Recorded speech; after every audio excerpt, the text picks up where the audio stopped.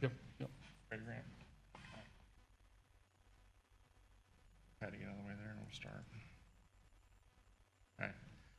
Go ahead and call the Daviess County Commissioners Board to order Tuesday, March the 23rd. I want to welcome everybody this morning. And we've got Rodney Muller here from the Word of Life Church to give prayer. Morning, Rodney. Morning. Let's pray. Father in heaven, thank you so much for a wonderful morning to come and tend to the business of this Daviess County, Indiana. We just ask all for your blessing and your guidance as we dig into the deep things to make this county run well. To pray for wisdom, your honor to be given back to you, Lord, for all that's been done. We just give you thanks in Jesus' name. Amen. Amen. Amen. Thank you, Rodney. Appreciate it. Before we get going this morning, I do want to just give just a little bit of word. Stephen Michael Heschman, retirement. He retired. I don't know when his effective date is, but he's been on your Sheriff's Department since looks like 6/2 of 2005. So he's been there a long time. Done a lot of service, and then also done a lot of work at the school for. Yeah. We're gonna miss him. He retired March 4th.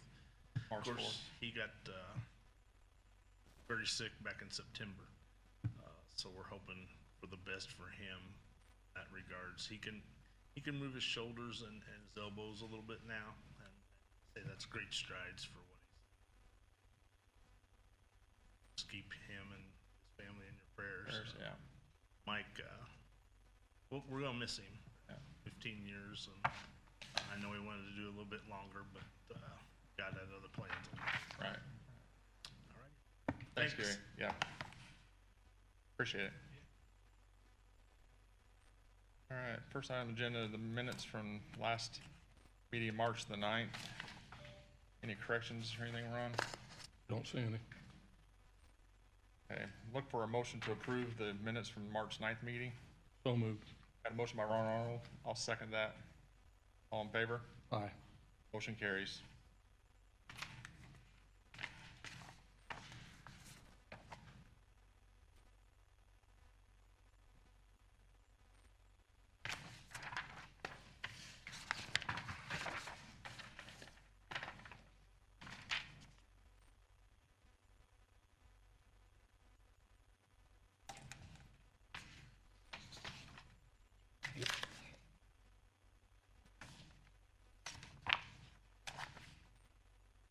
All right. So we need to open a public hearing for the notice of public hearing regarding the design or designation of an infrastructure development zone. Grant, do you want to speak on that behalf? Sure. We advertise this time and place for a public hearing regarding the designation of an infrastructure development zone. Bryant, I believe, is going to speak to some of that, but at this point, I'm going to go ahead and open a public hearing for comment if there is any from the public. Anybody have anything? Morning, Bryant. Good morning. How are we doing, gentlemen? Good. Good. So, yes, thank you very much, Grant. I am here today in front of you all to discuss the proposed infrastructure development zone and the ordinance that you have in front of you. Do you all, I guess I'll start with, do you all have an updated copy of that ordinance? If not, I do have copies. Okay. It is updated, okay. Perfect. Okay, yes, so you have those copies. I do have extras if anyone would like. But really, the crux of why we're doing this today is in regard to we all know that broadband accessibility has been a challenge for Daviess County for years now, right? The world is continuing to progress into the digital age, and everything, and we all know everything, is going digital. And from the aspect of COVID-19 in this past year, it's really amplified the need for broadband accessibility here in Daviess County, both from a quality of life standpoint, and it's the fact that if you have it, you have access to e-learning, you have access to telemedicine, you have access to entertainment, you have access to many things that those who do not have that broadband accessibility that do not have access to. So really opens up a world of opportunities, and as we've seen with COVID-19 and forcing many of us to work remotely, forcing the e-learning, forcing telemedicine, it's created this divide between those that have access and those that don't. So let's rewind to about 2019 when we finished our Quality of Place and Workforce Attraction Plan that was funded by the Regional Opportunities Initiative. In that plan, we had 21 different priorities that we talked with the community about. I know all of you were involved in those discussions, and one of those priorities was expanding broadband accessibility. So we've been having these conversations for quite some time, but because of COVID-19, it's really magnified the fact that we need to do something quickly. So we got together with yourselves, obviously, with RTC Communications, have been in partnership with them and their strong leadership with that organization. And the fact that they are doing this here in Daviess County, right? They are currently addressing that challenge that many rural communities would love to have a partnership like we have with RTC Communications, right? So Kirk, myself, his leadership team sat down, and we just started brainstorming about what the opportunities are out there to begin to form some public-private partnerships to ultimately provide broadband, high-quality, high-speed fiber internet to every household and every business in Daviess County. And one of the tools that rose to the surface was establishing an infrastructure development zone. So this is a relatively new tool available to local units of government. It's just been established in state statute in the past few years. We do have precedent from a few other communities that have already done this, but there have not been too many, right? So Daviess County is one of the first to take this step. And this is really the direction that the state of Indiana, the Indiana Broadband Office, the Office of Community and Rural Affairs are suggesting that communities head down to, again, begin to address that broadband accessibility challenge. So the ordinance you have in front of you today and the public hearing that was just held was part of the process of establishing all of Daviess County as an infrastructure development zone. And what this zone does is it creates a property tax exemption for personal property for investment made by telecommunications companies that meet the standards provided in the ordinance for a period of 10 years. And it provides a 100% exemption on all new assessed valuation. Yes, just that project, right? On just that project, yes. And just investment made after the date of passing this ordinance. Right. So, and the motivation here is, one, from our standpoint, it completely changes our economic development strategy, and it completely reinforces our economic development strategy 100%. in the sense that business attraction, right? You know, we can tout that we have access to gigabit level fiber internet, which is now just as critical as having access to water and sewer. The same thing from a talent attraction and a talent retention standpoint. Again, Daviess County has one of the lowest unemployment rates in the state. We need to be doing everything we can to make our communities attractive as possible, to retain the talent we have and to attract new talent to fill the jobs we have and that we hope to create. So from that standpoint, that's the Economic Development Corporation's motivation. And from RTC's and any other telecommunications company that wants to take advantage of this infrastructure development zone, it creates an incentive for them, and it reduces some of their costs, which I'll introduce Kirk Lehman here in a minute, and he'll explain some of the challenges that RTC faces from an expansion standpoint into rural markets. So does anyone have any questions for me at this point? I think I'm good. You got anything wrong? No, We, let's get it done. I think it's been a long time coming. Yes, it has. I've talked to you since you've been here about it. I've talked to Ron even before that, trying to get internet accessibility to everybody in the county, and this is going to be huge for the county. Yes, it will. Yeah, this is a big project, and again, I'll let Kirk explain some of the details, but in our partnership with them, this is opening up the potential for about a $20 million project, fiber infrastructure expansion project on RTC's end. So if there aren't any further questions for me, I'll introduce Mr. Kirk Lehman, CEO of RTC Communications. Thanks, Brian. Absolutely. Morning. Morning. How are you folks? Good. Way here, sir. Thanks for inviting me. So as Bryant indicated, thus far, we've invested about $30 million into Daviess County using our own cash flow, if you will, our own ancillary funding mechanism.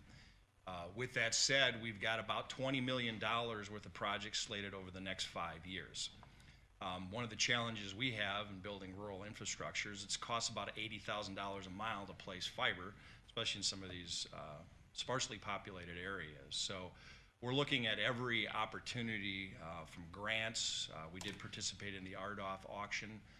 In fact, we were the only entity in the state of Indiana that participated in the RDOF auction. We won 35 census blocks. We've got an application in for a grant with Community Connect, which is a USDA program. But with that said, it's just a small portion of the funding required to build out these areas. And within those $20 million projects that we have in Daviess County, there's a lot of ancillary areas that we need to get to that are quite costly. So any consideration that you folks would make providing us a little bit of support goes a long, long way.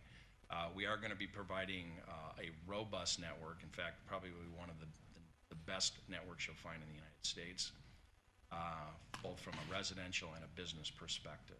So our goal, quite simply, is to make Daviess County the first gig county in the state of Indiana for every residential and business home.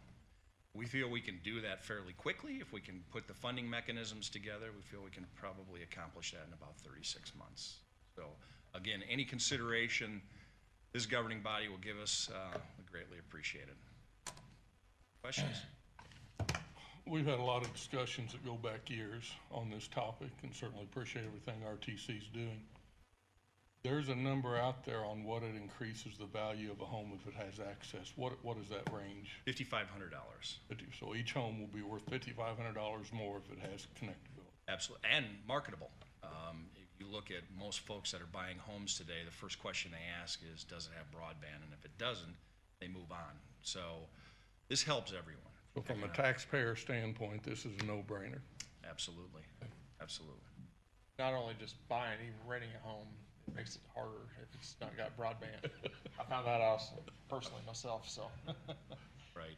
Well, and 2020 was a unique year, and I think it was an eye-opening year for a lot of corporations across the United States, realizing that they have the ability to reduce some of their infrastructure costs from brick and mortar and have folks work from home. Right. And this would give Daviess County that leg up against other counties across the state of Indiana. Sounds good. It's been a long time coming. If we could get this done here 5 years, it'd be really, really good for the county and for every resident living here, and like I said, drawing more jobs here too, keeping people here, retainage. So Yeah. that's very, very good. Well, I speak for the board, my board, and I speak for our leadership team. We're here to solve the problem quickly as possible. Appreciate it. All right. Thanks, Kurt. Do we need to close our Yeah, public so meeting then? Or- we've got a open public hearing. If there's no other comments, we can go ahead and close that public hearing and then entertain this ordinance number 2021 we'll number it, regarding the designation of an infrastructure development zone. Any other questions then from the audience? All right. So the public meeting is now closed, and I guess to look for an entertaining motion to accept the designation of the infrastructure development zone ordinance. So moved. Got a motion by Ron Arnold. I'll second that. All in favor? Aye. Motion carries. Thanks, guys.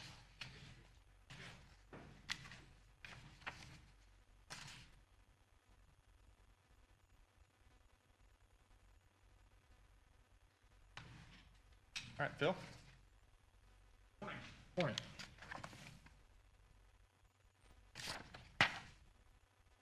Michael has the highway meeting statement. There was no highway meeting this morning. And also, Patty, I included the highway meeting statement from last time as well. There was no meeting, so Michael has. I got both in here. I'll put them in the packet. Just a 900 East update. We have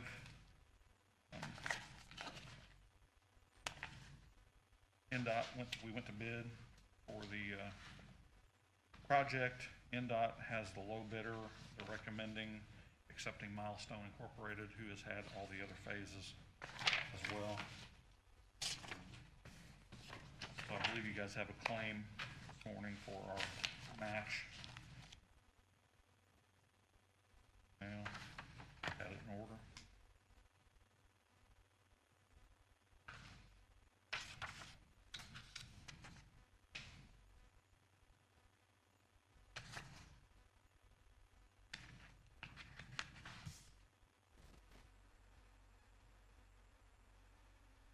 Which claim you asked for, Phil? Is it the Bob Mueller one? No, this will be the claim. You guys should have it at the end of the meeting, or before your special claim. Okay, okay. To pay our match, the low bid was 9.5 million, I believe. Our match on that is 1,993,654, which is payable to NDOT here within the next 2 weeks, so that they can get the bid awarded to Milestone.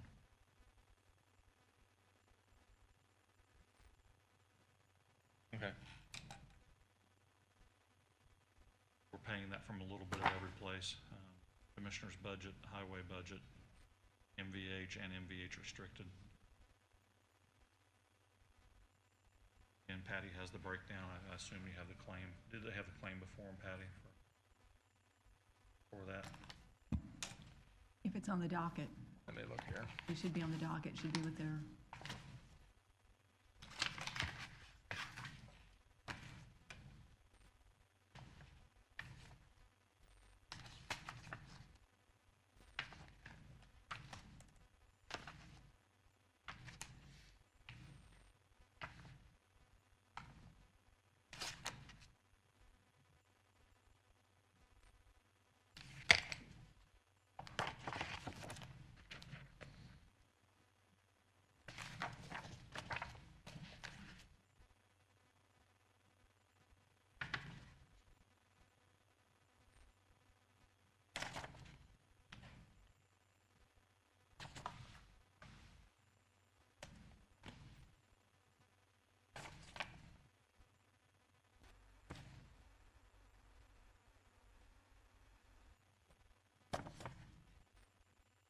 Getting separated out. We just have it in with all the. Okay. As long as it's there, that's all that matters. Let's make sure it's here.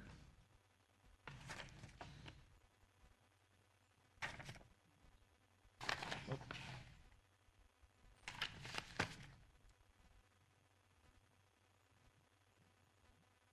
Go ahead, Phil, we'll come back to that. Okay. Okay, and just an update on the project.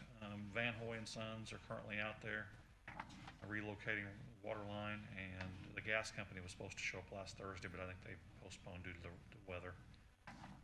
But they both started there at County Road 100 next to All Saints Church, and they're proceeding north. They did have a incident with the RTC's fiber over the weekend, I think on Friday evening late. RTC was out there late repairing that. I think something about 3:30 a.m. or something. They finised getting that all spliced Yeah, back that together. was pretty good on time, and you hit that turn back around that quick. Yeah. I know it's, oh my God, just a slow down, but then it took back off after a while, so Yeah. it never did stop. I did get a few complaints about the ball games being interrupted on TV. They never quite stopped it, but it got slowed way down, but it finally took back off again, so. I don't understand that technology bit for it's supposedly in a loop, so it takes a little bit for the equipment to shift and send the signal the other way. So I'm assuming that's what people saw. Yeah, it's redundant there, and it just takes a while to get going back in the other direction, I think. Yeah, pretty amazing. But it did. I just happened to be on the internet when it happened, and I was trying to figure out what was going on for a second. Then after a while, it did take back off again. So Yeah, pretty amazing stuff. But I think that's all I have on that. Like I say, the bids are going to be awarded as soon as we get our payment to NDOT. So okay. hopefully we'll see action by the contractor toward the end of May. Our contractor. Right. Let's see. Talk about Bridge 155. Yeah, so Okay. Bridge 155 in Montgomery. We actually have an offer from CSX on the bridge. which it's, the same amount that they offered for the Washington Bridge when we rebuilt it. I feel really good about that number. My recommendation would be to accept it and move on, so. That's standard what they do on those, and they'll get most of it back with flagging costs and things like that. Yeah, so it pretty much covered everything on the Washington Bridge, that amount did. I was surprised, because I think we initially deposited like $359,000 with them. They require that up front from the county when the project starts. So, and that's supposed to include all the flagging and all their engineering and all that. I mean, everything you do with them, or anything we do on our project has to be reviewed by their engineering firm as well. And, but anyway, at the end of the day, I believe we end up getting about $170,000 back from them at the end of the job, so we didn't expend nearly the 359. But they got their 200 back. 200,000. They did, they did. They always get it back. They did, but here's the deal, I mean, It has to happen anyhow. Yes, yeah. I understand that, but they, that's what the offer is now, 200,000. Yes. Then we'll still have to do the same thing. We'll have to deposit money and then get back whatever's left over at the end of the day. That's correct. Yep. I don't have any trouble I with believe that. they give us $100K up front, when the project starts or goes to bid, and then $100K when it's finished. It's written. Yep. On the overhead bridge, we went through a lot of expense, time, and trouble to find out who was actually responsible. And at the end of the day, it came back, we were. Same thing on the Montgomery Bridge. It is. The only thing, we do have copies of the minutes and things from Montgomery, where CSX built the bridge in Montgomery. We know that they have paid overtime for some of the maintenance on the bridge too. I feel like that's probably why they're offering the 200K. If you talk to the consulting engineering firms, I think it's pretty rare that they offer any money toward For a project like that. projects. I don't know if you guys can speak to that or not, but from what I've been told, Everybody's jumping up and down. Even in the last 10 years, they've done repairs to that particular bridge. they have, yes. Sidewalk has been ran through twice. Fell through. Within Yeah. about a month of each other from semis, and they footed the cost of those repairs. That offer also states that Davis County becomes the owner and solely responsible for any future repairs. Correct. But we have a state statute that says that anyway, right? So, I mean, we argue the point. Right. But- We had a lot of discussion that last time on the Washington's over bridge. It was a lot of trips, a lot of people, a lot of expense, and if we're getting the same thing today that we got then, I don't have any trouble moving forward with it. Do you need a motion to accept that payment then? I would say so. You fine with that, Grant? Yeah, I mean, it's probably, even to get them to move a little bit, it would take a tremendous amount of effort. So if Phil's comfortable with it and the board's comfortable with it. Okay. All right. Any more questions on it, Ron? On No. the 155 bridge project? Go ahead, Patty. So that particular claim is not in your docket. I couldn't find it. And the reason why is it's a accounting issue that Phil and I talked about before. So they are holding it upstairs until we get authorization accounts due to the MVH fund has a restricted Right, restricted fund. in NVH fund. And so Phil and I talked about that before. There's a question that I'm gonna call State Board of Accounts on which route we need to go. Technically, restricted fund, which is wait, flag here for some. That's the reason it's not before you back at this moment.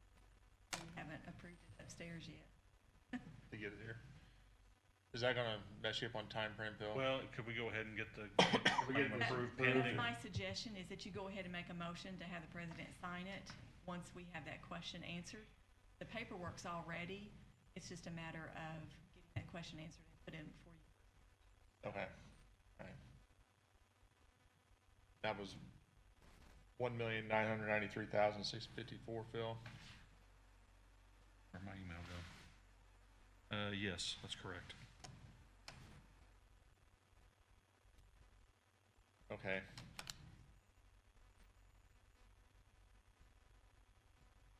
I I guess I'll look for a motion to approve the claim of $1,993,654 for the Oak Canterbury Road Project Phase 4 and 5. That'll be coming out of 3 separate accounts, NVH restricted, and out of the commissioner's budget, right? Right. I don't remember which line item that was on the commissioner's budget, but It's the new one you guys created last year. Can't remember the name of it or the number right now. That everything?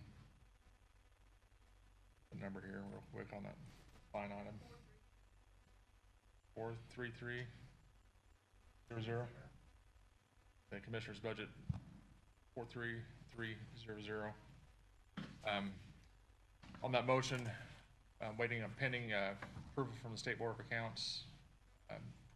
Have the president sign it later once it's approved by the State Board of Accounts. So moved. Got a motion by Ron Arnold. I'll second that. All in favor? Aye. Aye. Motion carries. All right, thanks, Phil. And then back up here to the Bridge 155. Guess I'll look for a motion to accept CSX offer of $200,000 for the construction and building project of Bridge 155. So moved. Got a motion by Ron Arnold. I'll second that. All in favor? Aye. Motion carries. All right, Phil? Lockmuller is proceeding forward on the plans and everything. They've already set meetings up with CSX for coordination.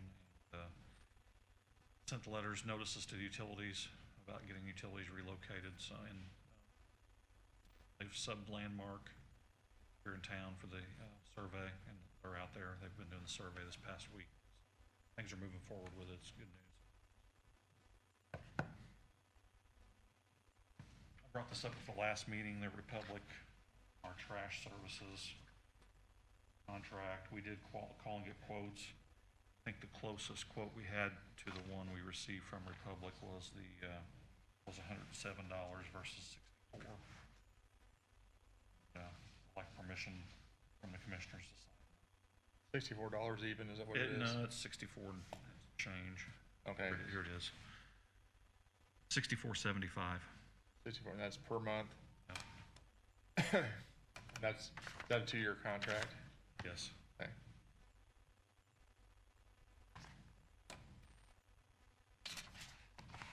Anything on that, Ron? No, just top of mind, there's probably a logical explanation, but you're pretty close to the landfill yourself. Correct, yeah. Why, what are they picking up that, or do you just think it's more cost effective for them to do it? It is. By the time we mess around with it would tie one of our dump trucks, having the container itself and having it there available where we could throw stuff in it as it gets Okay. junked up in the shop. Yeah. All right. We discussed that whenever we, Okay. yeah. All right, look for a motion to approve Republic Trash contract of $64.75 per month So moved. with a 2-year contract. Got a motion by Ron Arnold. I'll second that. All in favor? Aye. Motion carries. You got something for you? You gonna sign that, Phil? Yeah. Okay. And 2020 annual report. Sent that to the board.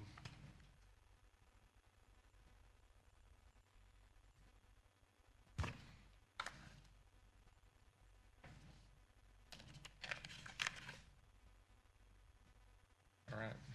You've had a chance to look this over, Ron. Yeah, it was sent out in our packet. Comments or anything? If not, look for a motion to approve. So moved. Got a motion by Ron Arnold. I'll second that. All in favor? Aye. Motion carries.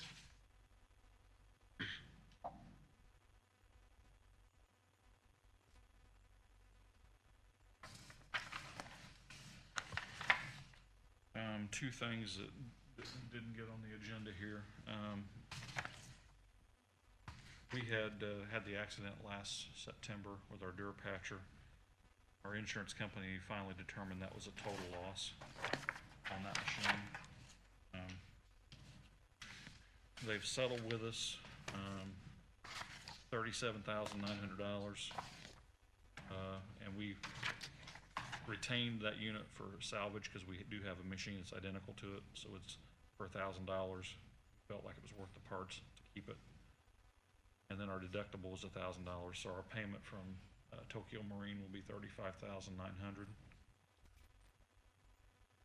I have quote from Equipment Marketing out of Cloverdale for another. It's a refurbished machine. A brand new one is $84,000. This machine's $39,900. 2007 model, has 2,300 hours on it, I believe. Pat, our mechanic, and I went up and looked at it last week.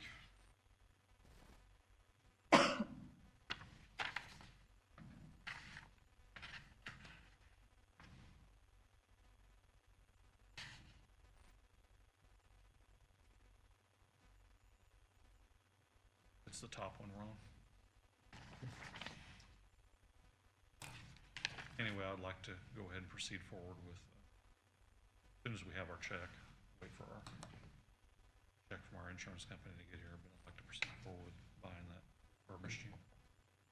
So we'll buy a refurbished one at $39,900, right? Yes. And then, said the check was Yep, $35,900, $1,000 deductible on the insurance, right? Right. And $1,000 to buy the old machine back, so we're $33,900. nope, that, our $35,900 already included that. I already included all that, so Yeah, $4,000 difference. correct. Okay, Yeah, and we would pay that out of our LR&S equipment budget. okay. All right, I don't have any problem doing this. Look for a motion to approve the refurbished Durapatcher Model T7500, So moved. valued at $39,900. Got a So motion moved. by Ron Arnold, I'll second that. All in favor? Aye. Motion carries. I'll just sign this anyhow, Phil, on this quote if you want me to.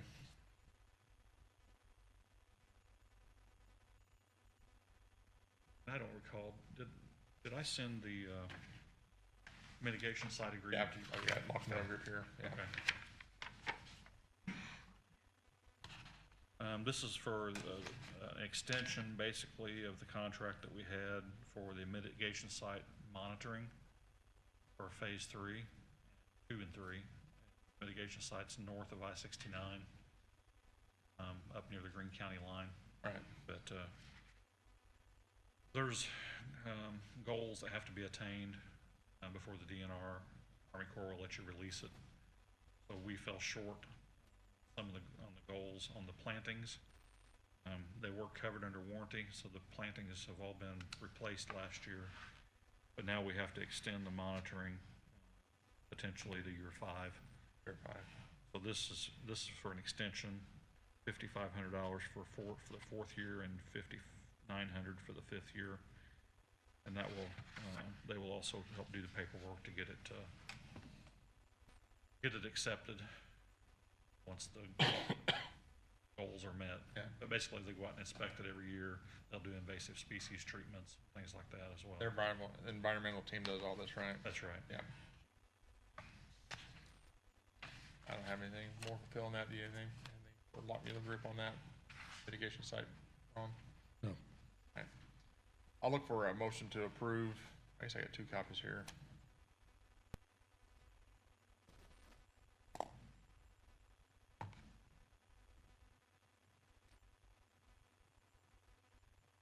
Approve the extension of the contract for 4th year monitoring at $5,500, and for the 5th year monitoring release of coordination at $5,900.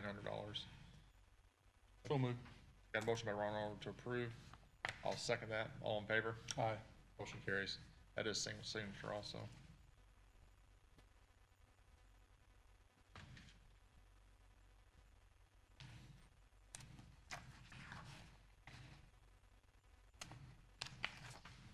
All right, Phil, anything else? One last thing, we brought it up at the last meeting about the day off for when the courthouse was closed.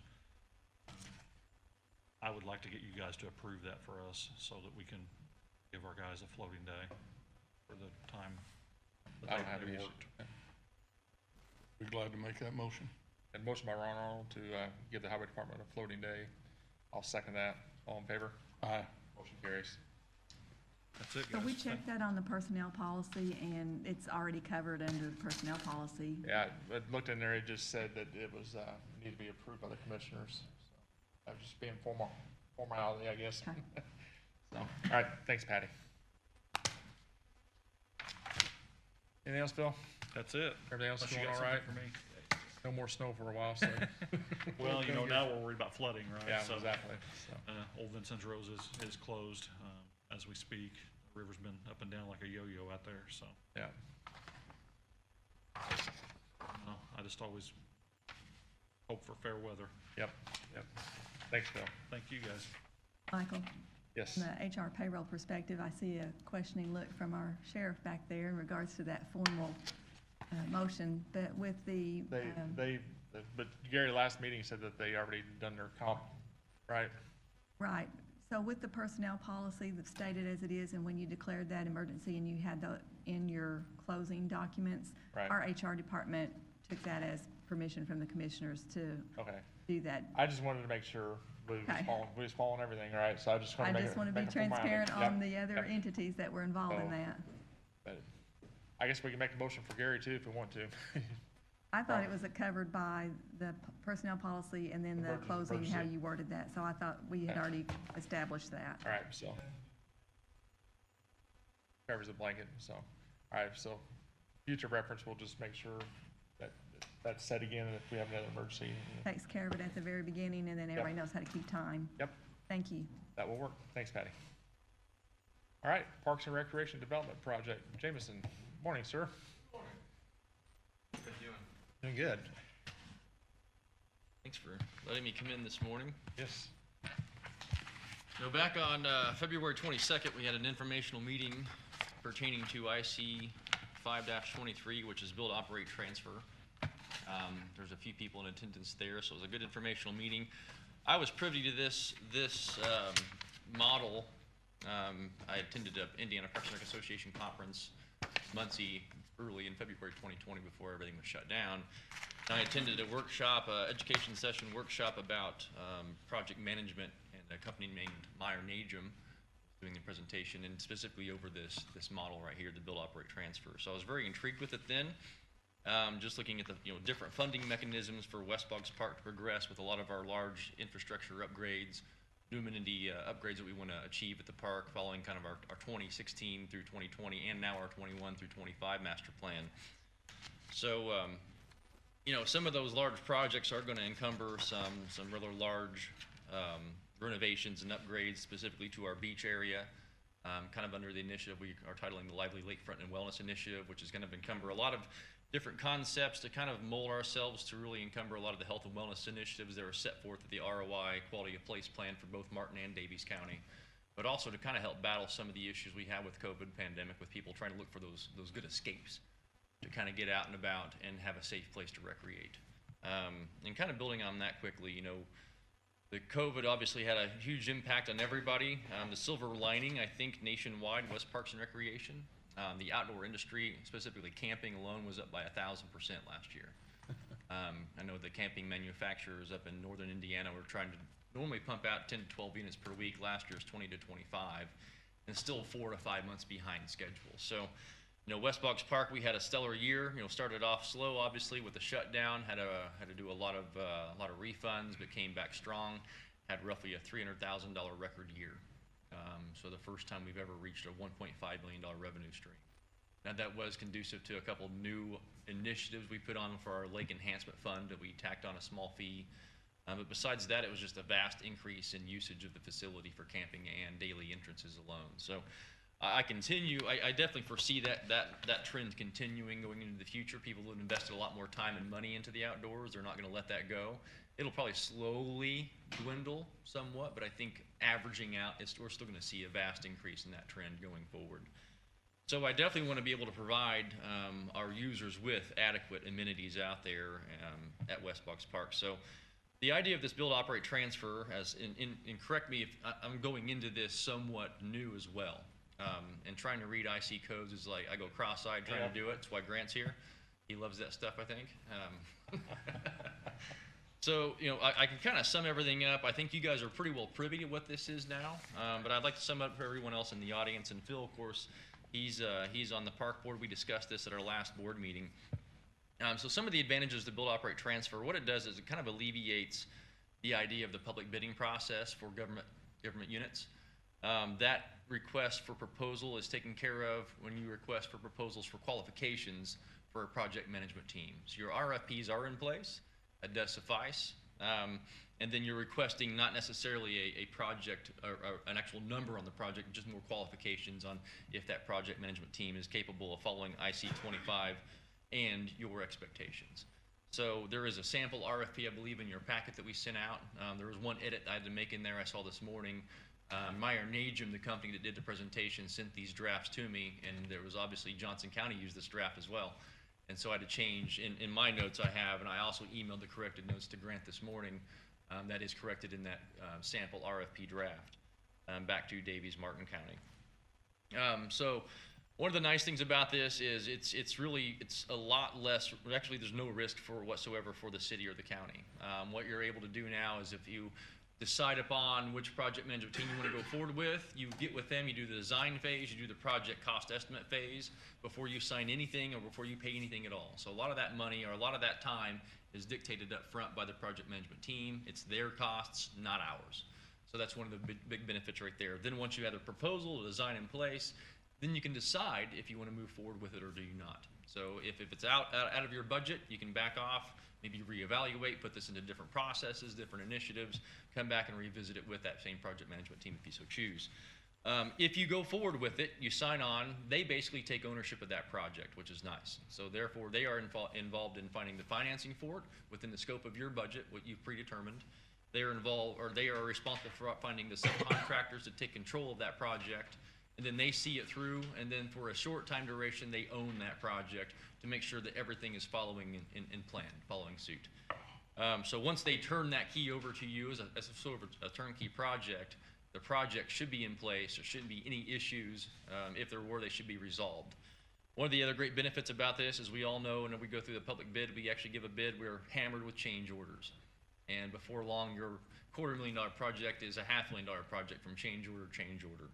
Any unforeseen change orders through this specific model is responsible to the project management team. They take that under Full their responsibility, wing. yeah. Full responsibility of change orders. Now, let's say, for instance, Well, if the owner makes a change, that's different. But if correct. it's- If we go through and we reevaluate our design and say, hey, we actually want to have, an extra bathroom down here at $50,000, you're responsible for that. That wasn't pre-approved through the design phase. So there are some exceptions there, but any unforeseen change orders are the responsibility of the project management team. So that's one of the great benefits of it. Two, they have the opportunity to go out and really look at who is going to be the best suit as far as your contractors in your area, or somebody that they may have a relationship with wherever they are actually located from. So say Indianapolis, for instance. So that can actually help decrease the costs overall of these longevity projects. So that's some of the basic, big benefits of this. Without getting too into the weeds or getting in over my head of trying to explain a lot of this to you, it's one of those funding mechanisms. It was passed actually to help build Market Square Arena. I fell asleep there once during the Pacers game. Every time I look at that in my notes, I laugh about that. But anyway, it was passed by Indiana Code, or Indiana actually, to build Market Square Arena. It kind of flew under the radar for a number of years, and it was amended for municipalities and units of government to actually utilize for an actual different avenue of project development. And up until recently, it still wasn't utilized very often, but I know in the past handful of years, a lot of municipalities and parks departments are starting to utilize this as a tool. I've spoken with 3 different parks departments that have used this process, used this specific team that I've been speaking with, and have nothing but praises about this. They've had no ill effects, no ill regard to it whatsoever. So I feel like it's something we can keep evaluating, but of course it has to be a resolution. It's already passed the state legislation. Counties have to pass a resolution. The park board, we talked about this in longevity last board meeting. We approved to pass the resolution within the confines of the park itself. But I feel like for better clarification, since we operate through Daviess County, it might be best if the county passes the resolution as well. I'm going to be speaking to Martin County about this in shorter court as well too. I was hoping for a few more of them to attend the informational Zoom meeting we had on February 22nd. I know the auditor, Bobby, he was present at that meeting. I'm trying to set up another meeting with Martin County, probably the first week of April, to go back over this with that same company for information on their behalf, and then I'll approach their commissioners in the near future too. But I just felt like, it'd be best, and obviously it's gonna be a great tool for both Daviess and Martin County to utilize as well going forward. Right. You don't have to use it, but it's certainly a great option to look at. And we got some projects coming up, I think it would be. Absolutely. That's why I wanted to bring it to everyone's attention. I know Bryant, he discussed it in the past. He knew about it. I think Grant knew about this process, but I think it's one of those that really, until you bring it to the table, it's an easy one to overlook, which is why it has been. Right. But for our behalf, at West Boggs, we have the Land and Water Conservation Grant now, which is one of the bigger grants we can go for a lot of the big projects, and I can't reapply for that every year to do some of these other big initiatives. So I was trying to find some other funding sources, and we're gonna have to look at substantial loans anyway. So if I can go through this process to decrease the loan amount and get a better product, Right. that's kind of what I'm looking at for this scope. That sounds really good. Payment risk, usually it's gonna be expensive, but you don't have that risk on the top end for the Right, shape that right, you're talking about. And the nice thing about this, some of the examples they threw out there in our informational meeting is they've had experiences with projects where it's come in way under budget, and then the unit of government's not responsible for that. So if our agreed amount's $1 million and the total cost is $900,000, we only pay $900,000. I mean, there's a $100,000 kind of reduction there, so to speak. Right. But if it's 1.1 million, they're responsible for that 1.1 as long as it's unforeseen. It's not something we've changed ourselves. So there's the good benefit to it as well. So I wasn't looking for the motion by any means today. I think it's something, and that's totally up to you guys. It's something you may want to ponder on, talk about in longevity, or maybe approve the next meeting. But anyway, this is one of those I definitely wanted to throw to your attention. I know we approved it in the last board meeting. We're going to sign the resolution within the park itself, the next board meeting, April 13th, so we can slowly move forward in West Boggs with this initiative, this concept. I don't have any trouble with this resolution at all. Have you read through it?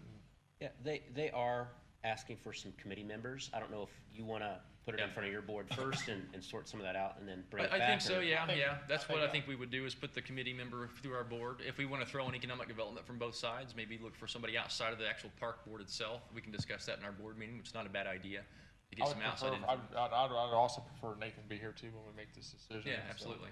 But great information, and I'm really looking forward to Awesome. maybe. Well, I think it'd benefit It's everybody fast. involved. Yeah. I'm looking forward to going down this rabbit hole with them.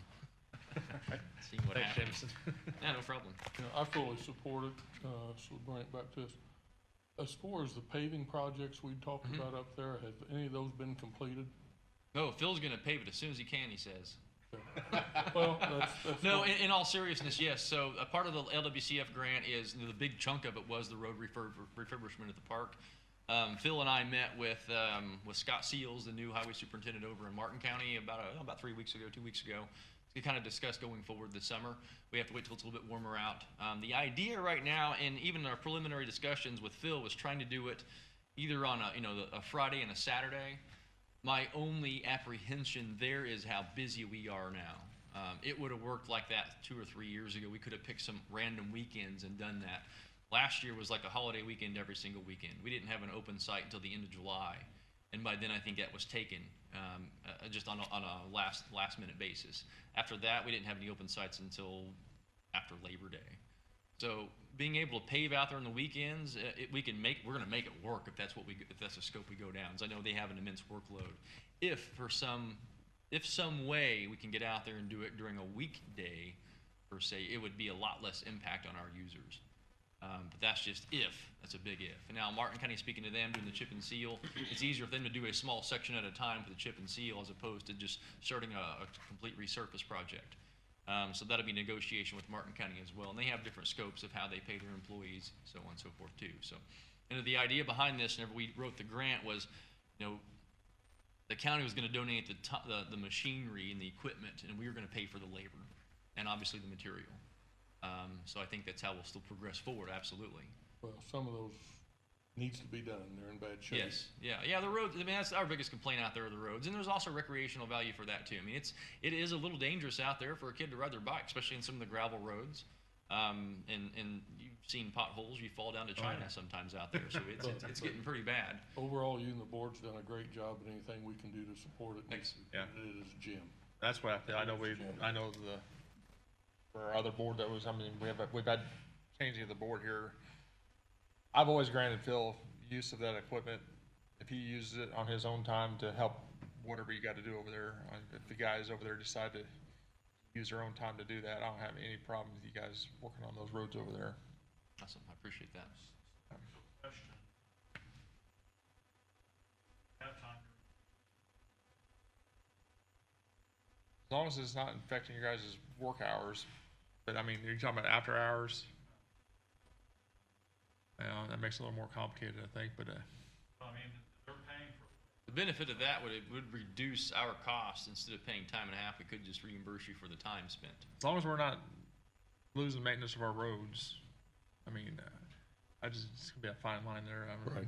what your thought Well, on that. again, it depends on where you're at. If you've got a point in time with your crew that you think you can get them away with an adverse impact to Davis County, then yeah, just let them. But again, the benefit of doing that, I think, will pay many times over. It's definitely still an investment within the county itself, Right, too. it is. They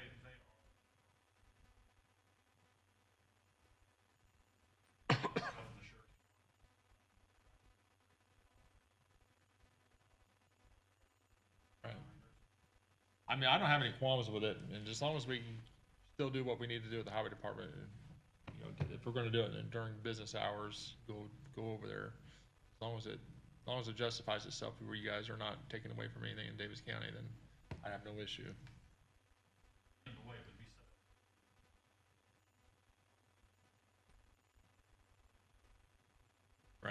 Right. And we've done that I mean, not only for West Box Park, but we've done it for a lot of other,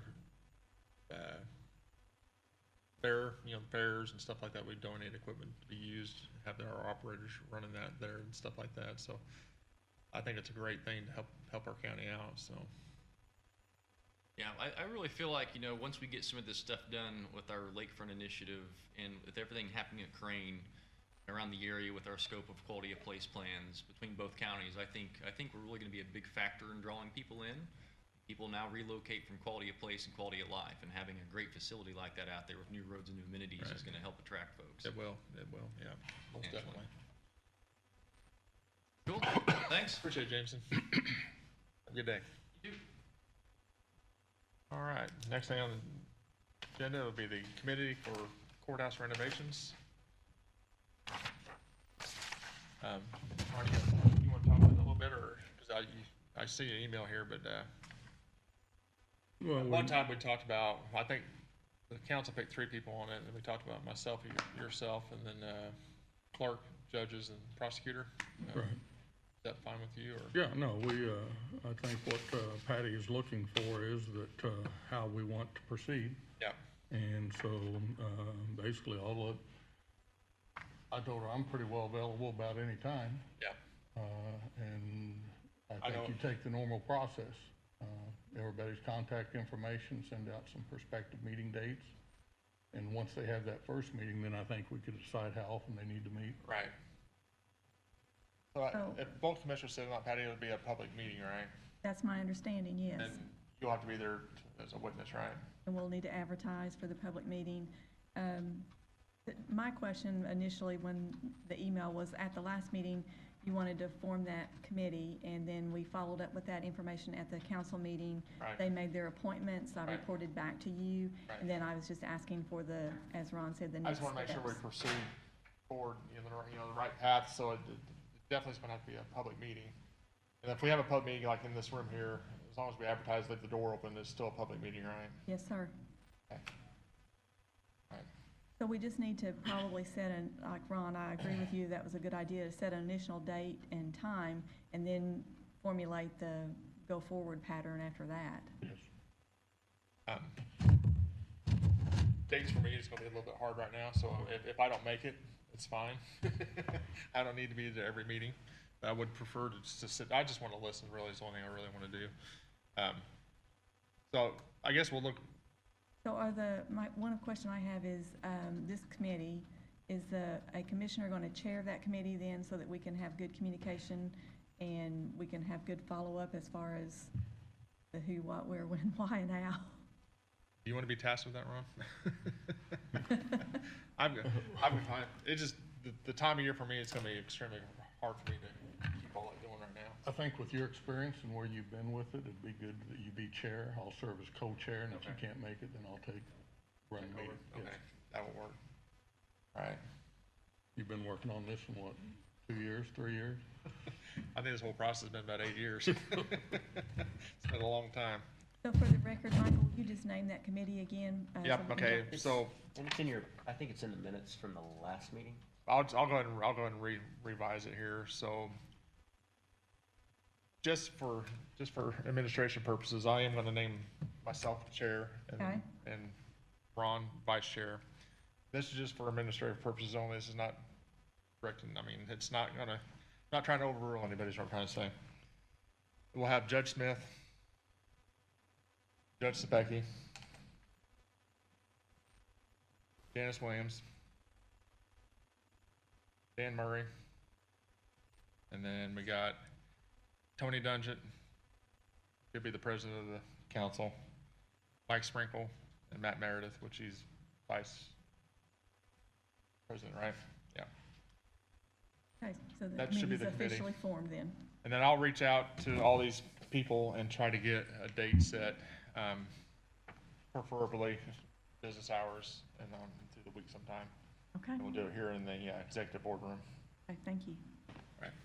Anything else on that, Ron? Nope, sounds good. All right. Gary, you got jail roof estimates.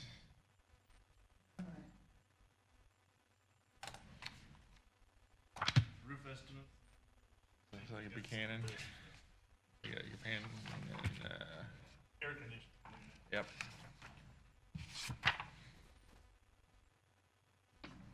First page there.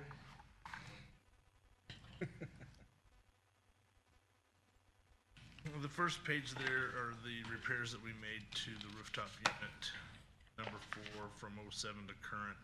There were some years where there's no repairs made to that unit. It'd been a different contractor at that time that worked on it, I'm not sure, but Buchanan Mechanicals told me that it's pretty much done. It's lived its life. Last year and this year we spent 5,000. No, this year we spent 5,000 on it now just to keep it running. And their estimate is, where is that? 82,578, is that right? Buchanan Mechanical. Yeah. Now, if you look, I got it all mixed together. That's Graber Post and 117,800. Okay, yeah, I see here. 117,800. Okay. That's for the unit. They'll remove the 50-ton unit number 4 and supply a new 50-ton rooftop unit, curb adapter. So I certainly don't have that in my budget for maintenance.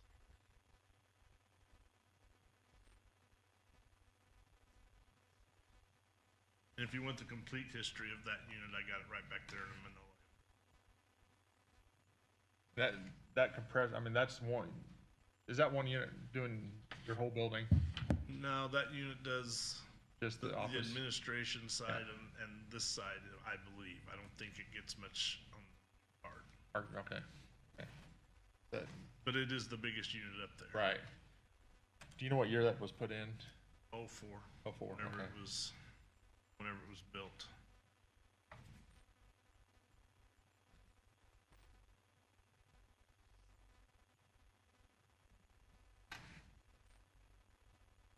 And that is the only place I checked. I didn't check any place else. If you want me to check someplace else, let me know, I will. Right. Buchanan's have been doing most of the work on the I don't think you guys worked on anything every year I've been here, I think. yeah, it's So So I don't know, I And I mean, don't know that a brand new one's gonna be that much different. well, that's what I was gonna ask you too. I was just gonna ask you on this, so this estimate right here, this quote is just actually replacing what's up there, right? Right. We're not changing the system, we're just replacing a unit, right? Replacing the unit that's there, yeah. Okay.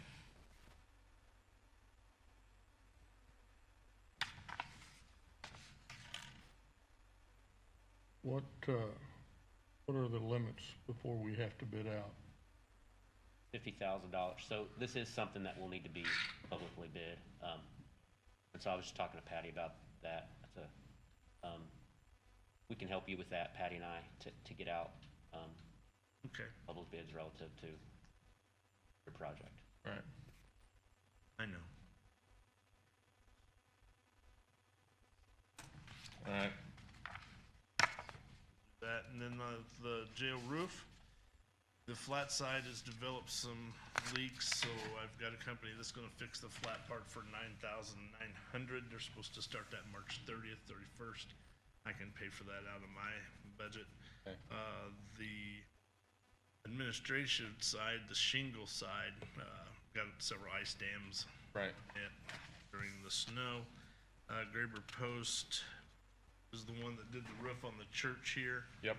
And I told them to use the same type of shingles that was on there, and they came 178.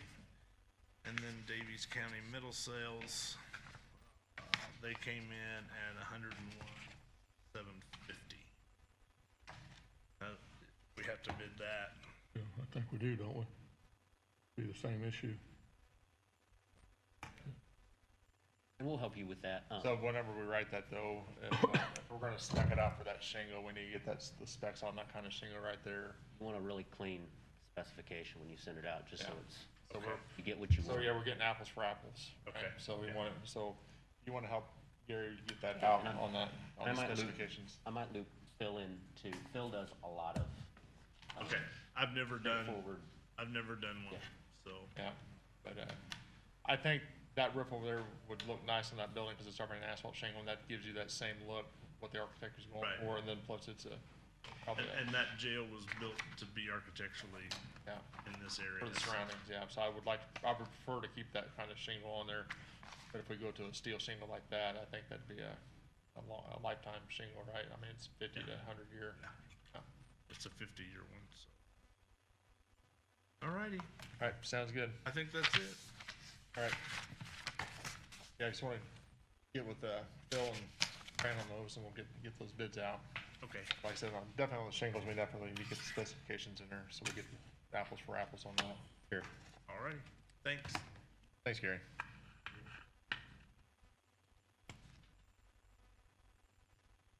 All right, we got Baker Tilly Comprehensive Plan. Michael, this is just following up on the final phase of accepting this contract. Reviewed the plan and the price that was put forth on that contract. It's an up to amount. Yeah, up to 36,000 out of fund 31,600. Which is your consultant fund. Yep. So it just comes back to you due to the fact that it is a contract. And the council did approve this, right? Yes, sir. I have no issue with this. Yep, looks like Tony signed it, so. Any questions, Ron, on this? All right, looking for a motion to approve Baker Tilly's contract not to exceed $36,000 coming out of Fund 31,600. Look for a motion to approve. So move. Got a motion by Ron Arnold. I'll second that. All in favor? Aye. Motion carries.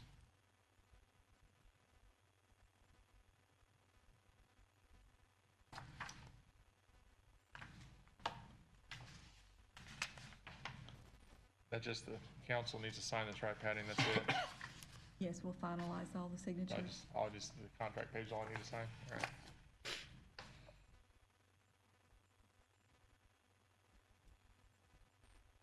All right, moving on. Work from home policy. Just finishing up something that we've been working on for quite some time. Right. Just the formality of getting the paperwork finalized and into the record. That Nathan and I worked on that, I believe, back in January, and then it was sent out to elected officials and department heads for review. There was no changes to that. That was proposed. It was sent to you in your packet. Just asking for final approval. This will go right into our handbook then, right? Yes. Yep. I don't have any more questions on, Ron, do you have anything on that? I'd just point out that the cost related to the remote work is not on the county. Part of the policy. Policy, yeah. So, no, I have no issue. Okay. No other questions? Worked with Wagner, Irwin, and Shealy, our consultant, our HR consultant from Indianapolis, on some of that policy for, as Ron said, protection of the county for those Right, remote workplaces. right. All right. Guess I'll look for a motion to accept the temporary remote work policy into our handbook. So moved. Got a motion by Ron Arnold. I'll second that.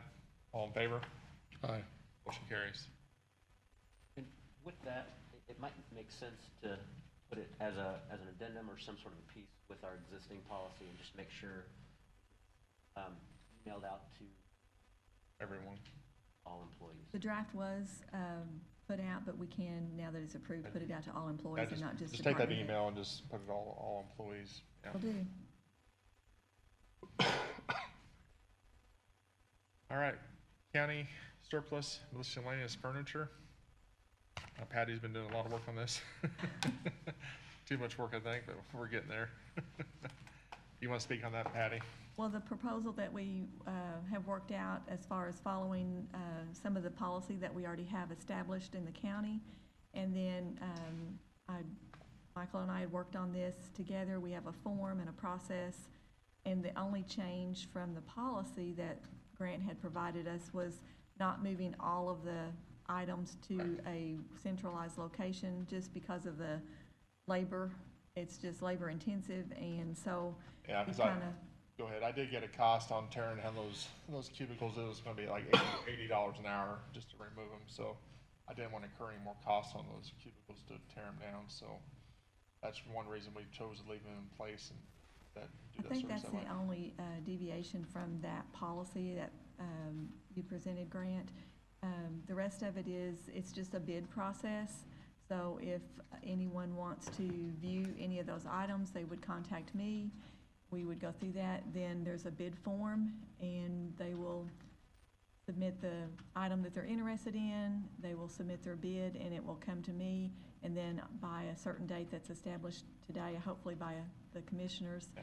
we'll open those bids, and the person that has the highest bid will be awarded that item, and they'll have 5 days to get it out.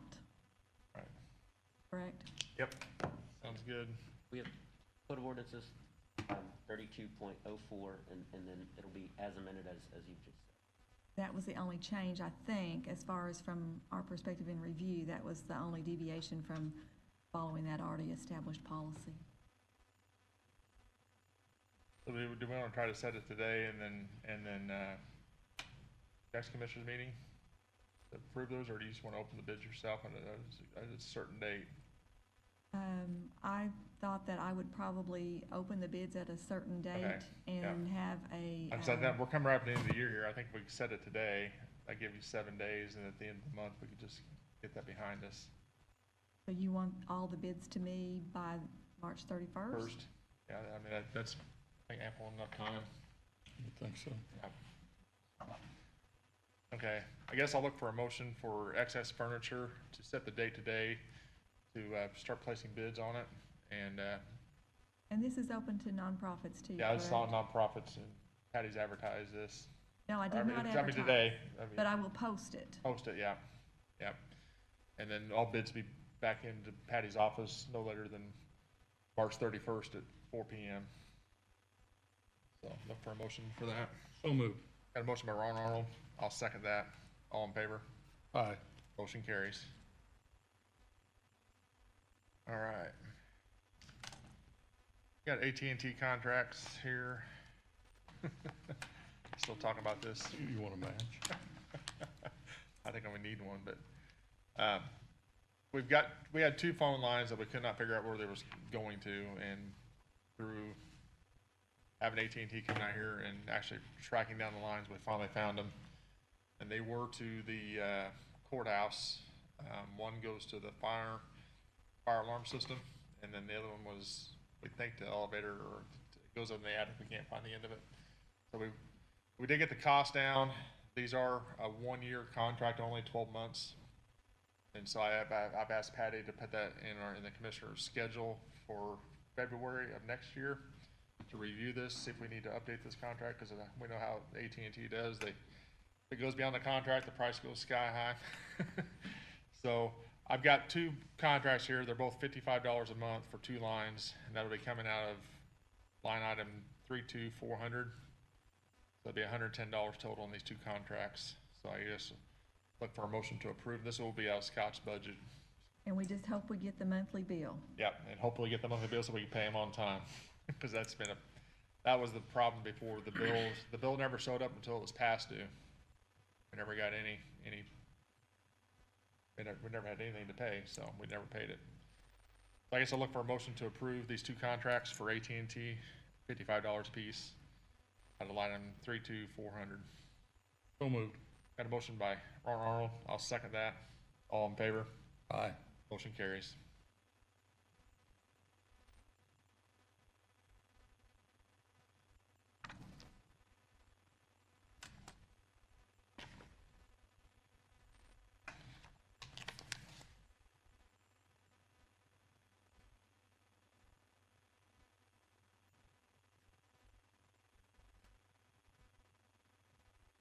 All right, we already. So, anything else from anybody? You guys have anything for us today? Anything, Ron? I just have one question. I Yeah. want to express my appreciation to everybody. I'm about 3 months on the job, and I have asked a lot of questions, and some with a little bit of pushback, but I think that's to be expected. Maybe not asking the right questions. I do have one for our county attorney, and can you explain the difference to me between a memorandum of employment, which is the same as a memorandum of understanding, versus a contract? I'm not sure I understand your question, Ron. Well, what's the difference between a memorandum of employment versus a contract? Is the document that you're referring to, or what document are you referring to? Well, the memorandum of employment that is in place that describes your position. So the difference between the two? Is a memorandum of employment an actual contract? If it's got binding terms and it's written and executed by parties and there's consideration, there's an offer and acceptance, got contractual terms, then yes, it's a contract. All right. No other questions? Thanks, Ron. All right, nothing else for the commissioners. I guess I'll look for a motion to pay payroll, pay claims, and adjournment. So moved. Got a motion by Ron Arnold. I'll second that. All in favor? Aye. Motion carries. Thanks, everyone. Appreciate it. I need to talk to you before you leave. Yep.